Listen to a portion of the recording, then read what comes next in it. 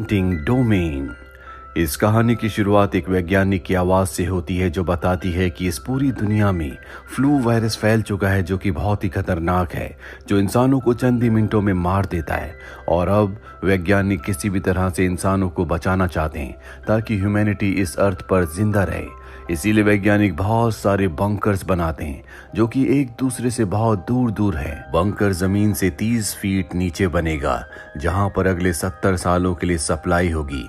एक बंकर में एक ही इंसान रह सकता है जो उस बंकर के अंदर 70 सालों तक जिंदा रहेगा, ताकि कई सालों के बाद जब पूरी तरह से वायरस धरती से खत्म हो जाए वो सभी लोग जो बंकर्स के अंदर हैं वो बाहर आकर इंसानियत को बचाएं। अब बंकर में कौन रहेगा इसके लिए लकी ड्रॉ किया जाता है जिसमें कई सारे लोगों का नाम आता है और ये सब के सब जमीन के 30 फीट नीचे बंकर्स के अंदर चले जाते हैं। इन्हीं में एक लड़की होती है जिसका नाम फिनिक्स है जो अपनी स्क्रीन पर 6 लोगों को देख रही होती है। दरअसल वैज्ञानिकों ने यहाँ पर 7-7 लोगों का ग्रुप बनाया है जो वीडियो कॉल के जरिए एक दूसरे से बात कर सकते हैं ताकि इन्हें अकेला महसूस ना हो।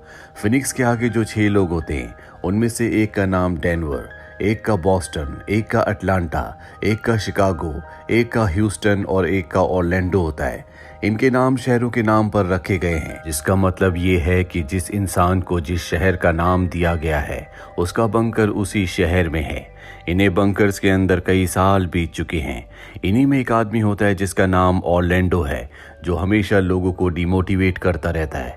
वो कहता है कि बाहर की दुनिया कभी ठीक नहीं होगी और एक दिन इसी तरह से बोलते बोलते वो अपना आपा खो बैठता है। वो सबको बताता है कि वायरस फैलने से पहले मैं एक सीरियल किलर था, मैंने कई लोगों की जान ली है, लोगों को मारने में मुझे मजा आता है। और अब 6 के 6 लोग उसकी ये बात सुनकर शॉक्ड हो जाते हैं। इन्हीं में एक धार्मिक लेडी होती है जिसका नाम एटलांटा है। वो ऑरलैंडो से कहती है कि तुम्हें तुम्हारे गुनाहों की सजा जरूर मिलेगी। अब ये 6 के 6 ऑरलैंडो से परेशान हो जाते हैं। ये उससे बात नहीं करना चाहते, उसकी शक्ल नहीं देखना चाहते, लेकिन जिन लोगों ने ये बंकर बनाए हैं उनसे कोई भी संपर्क में नहीं होता। ये सातों के सातों एक दूसरे से ही कनेक्ट रहते हैं। यहीं पर डेनवर नाम का एक लड़का होता है जो IT एक्सपर्ट है। वो कहता है कि अगर तुम चाहो तो मैं इस पूरे सिस्टम को हैक करके ऑरलैंडो के कनेक्शन को हमेशा के लिए बंद कर सकता हूँ, लेकिन मुझे इसमें तुम्हारी सलाह चाहिए। हालांकि सब के सब मान जाते हैं, लेकिन फिनिक्स और ह्यूस्टन उसकी इस बात को नहीं मानते क्योंकि ये एक बहुत बड़ी सजा है। एक बार कनेक्शन काट दिया तो ऑरलैंडो को हमेशा बंकर में अकेला ही रहना होगा, जिसका मतलब ये है कि वो और भी साइको हो जाएगा और हो सकता है कि बाहर निकलने के बाद वो और भी ज्यादा लोगों को मारे। पर ऑरलैंडो कहता है कि मैं तुम सबकी शक्लें नहीं देखना चाहता, मेरे कनेक्शन को बंद कर दिया जाए। डेनवर उसके कनेक्शन को बंद कर देता है। रात को फिनिक्स डेनवर को कॉल करती है और कहती है कि तुम्हें ऐसा नहीं करना चाहिए था। डेनवर कहता है कि कभी कभी जिंदगी में बहुत सारे ऐसे काम करने पड़ते हैं जो हम नहीं करना चाहते। डेनवर और फिनिक्स एक दूसरे से प्यार करते हैं, ये दोनों के दोनों रिलेशनशिप में हैं। इसी तरह से इन सब को 8 महीने और बीत जाते हैं, जिसके बाद ह्यूस्टन के बंकर में जो दिन और रात को कंट्रोल करने का सिस्टम लगा होता है उसमें माल फंक्शन आ जाता है, वो खराब होना शुरू हो जाता है।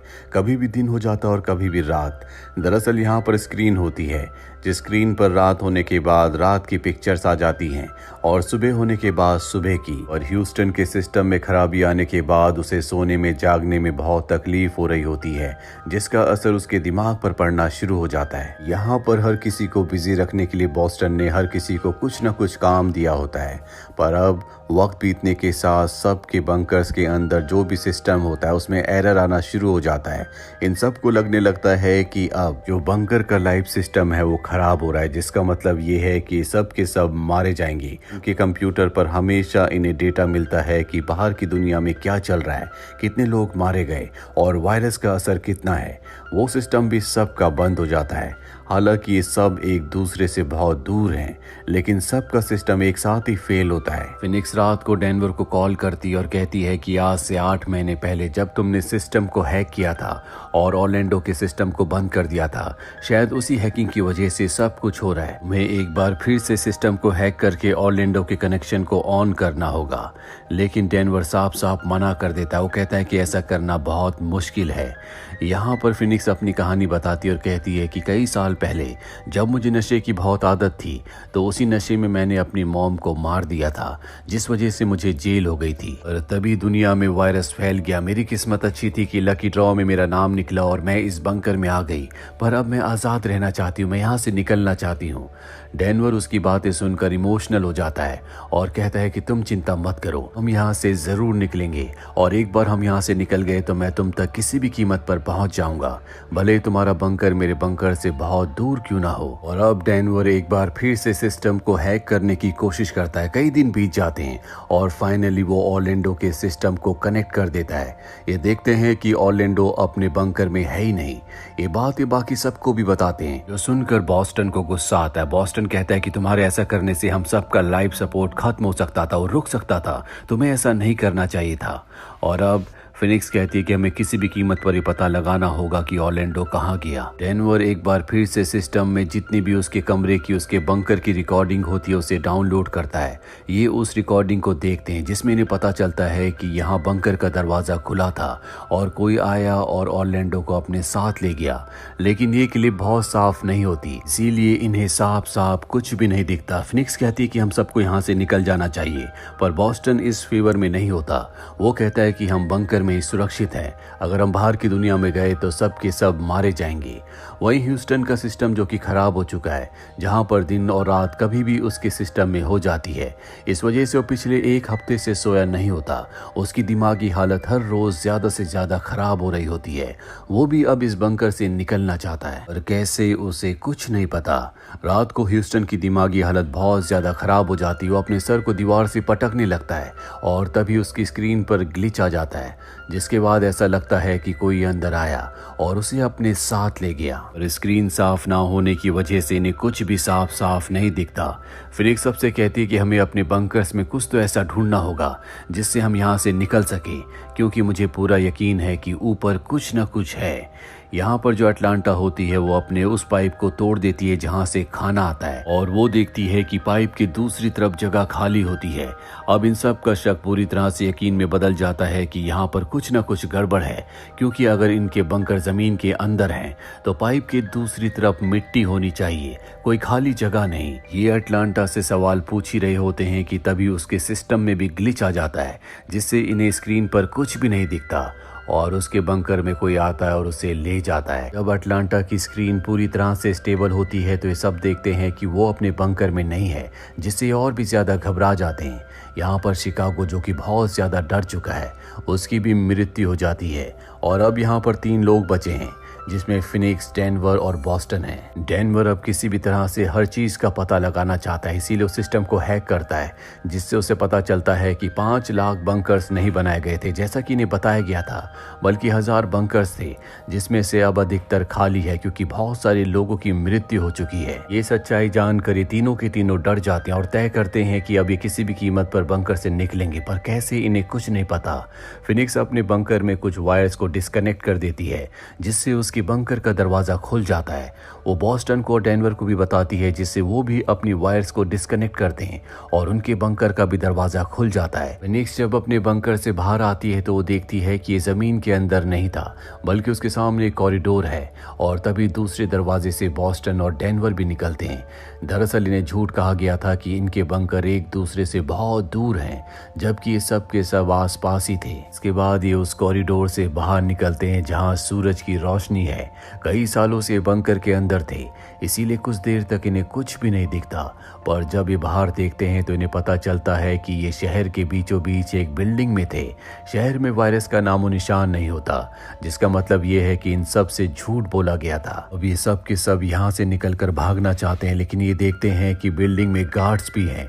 बॉस्टन तय करता है कि वो गार्ड को डिस्ट्रैक्ट करेगा ताकि डेनवर और फिनिक्स यहाँ से भाग जाए। वो गार्ड्स को डिस्ट्रैक्ट करने के लिए जाता है। फिनिक्स और डेनवर यहाँ से भागकर एक ऑफिस में चले जाते हैं। अभी वहाँ पर वो औरत आती है जिसने इन सभी बंकर्स को बनाया था, जो कि वैज्ञानिक है। जब वो डेनवर को देखती है तो वो अपनी गन उस पर तान देती है और फिनिक्स से कहती है कि ये बहुत खतरनाक आदमी है, इससे तुम्हें दूर रहना होगा। इसके बाद वो इन दोनों को बताती है कि सरकार हमेशा मुजरिमों को पकड़ती है, लेकिन जब वो छूट जाते हैं और दोबारा से गुनाह करते हैं, इसीलिए मैंने ये प्रोजेक्ट बनाया था ताकि इंसानों को ऐसे बंकर में रखा जाए जो कि मुजरिम है, ताकि वो सुधर जाएं। सरकार ने मेरे इस प्रोजेक्ट को पास कर दिया। दुनिया में कभी कोई वायरस नहीं फैला था। ये सारा मेरा प्रोजेक्ट का हिस्सा था। पर 8 महीने पहले जब डेनवर ने सिस्टम को हैक किया तो बहुत सारी फुटेज इंटरनेट पर लीक हो गई, जिससे दुनिया को इस प्रोजेक्ट के बारे में पता चल गया। सब ने इस प्रोजेक्ट के लिए प्रोटेस्ट किया कि कैदियों को, मुजरिमों को इतनी फैसिलिटीज नहीं देनी चाहिए। इसीलिए सरकार ने इस पूरे प्रोजेक्ट को कैंसिल कर दिया। दरअसल बंकर में हमने उन्हीं 1000 लोगों को रखा था जो सब के सब किलर थे, और अब वो बताती है कि डेनवर ने 15 लोगों को मारा है। वो एक साइको किलर है। वो लड़कियों से डेटिंग साइट पर बातें करता है, जिसके बाद वो उन्हें अपने पास बुलाता और उन्हें मार देता है। तुम्हारे साथ भी वो वही करने वाला था। डेनवर को शुरू से पता था कि ये एक एक्सपेरिमेंट है। बाहर की दुनिया में कभी कोई वायरस नहीं फैला, लेकिन उसने तुम्हें कभी नहीं बताया। डेनवर इस बात को एक्सेप्ट कर लेता है। दरअसल वो पिछले 7 सालों से फिनिक्स से प्यार का नाटक कर रहा था, क्योंकि उसका अगला शिकार फिनिक्स ही थी। अब यहाँ पर सिक्योरिटी गार्ड आते हैं, इन दोनों को बेहोश कर देते हैं। जब इन्हें होश आता है तो ये चेयर के साथ बंधे होते हैं। अब यहाँ पर एक बार फिर से गार्ड आते हैं और इन्हें बाहर ले जाते हैं, जहाँ पर इनके बाकी साथी भी होते हैं। ऑर्लैंडो भी वहीं पर होता है, जो इन सब से नफरत करता है। वो गार्ड की गन छीन कर इन सबको मारना चाहता है, पर इससे पहले कि वो ऐसा करता, गार्ड उसी को मार देते हैं। इसके बाद एक बार फिर से इन सभी को उन्हीं के बंकर्स में वापस डाल दिया जाता है, जहाँ पर ये पिछले 7 सालों से थे। पर यहाँ अब कोई भी फैसिलिटी नहीं होती, क्योंकि गवर्नमेंट ने इस पूरे प्रोजेक्ट को खत्म कर दिया है। ये एक तरह की काल कोठरी होती है, जहां पर इन्हें अपनी बाकी सजा को बिताना होगा। दरअसल गवर्नमेंट ने ये प्रोजेक्ट शुरू किया था, जिसमें 1000 कैदियों को जिन्होंने खून किया था पूरी तरह से आइसोलेशन में रखा गया, ताकि उनका दिल और दिमाग पूरी तरह से बदल जाए। पर गवर्नमेंट का ये प्रोजेक्ट फेल हो गया, इसीलिए इस प्रोजेक्ट को बंद कर दिया गया। और अब इन कैदियों को जेल में उसी तरह से सजा गुजारनी होगी जिस तरह की सजा इन्हें मिली थी, यानी कि जेल के माहौल में। इसी के साथ ये फिल्म, ये कहानी यहीं पर खत्म हो जाती है। उम्मीद करते हैं कि ये कहानी आपको पसंद आई होगी।